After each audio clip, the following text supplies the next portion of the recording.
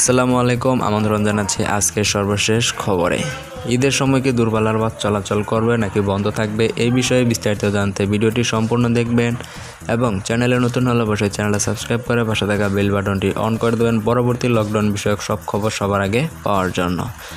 কঠোর লকডাউনে রাজধানীতে আটকে থাকা শিক্ষার্থীদের জন্য বিশ্ববিদ্যালয় প্রশাসনের কাছে বাস সার্ভিসের দাবিতে স্মারকলিপি দিয়েছেন জগন্নাথ বিশ্ববিদ্যালয়ের শিক্ষার্থীরা।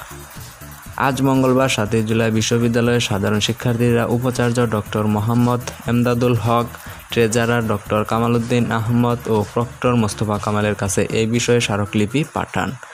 তারা বলেছেন, করোনা মহামারীর জন্য লকডাউন আগামী 14 জুলাই পর্যন্ত বাড়ানো হয়েছে।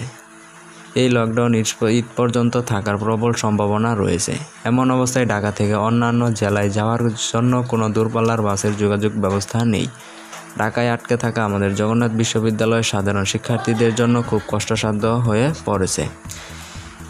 লকডাউন সম্পর্কে সব খবর সবার আগে পাওয়ার জন্য চ্যানেলটা সাবস্ক্রাইব করে পাশে থাকা বেল বাটনটি অন করে দেবেন পরবর্তী সকল আপডেট সবার আগে পাওয়ার জন্য।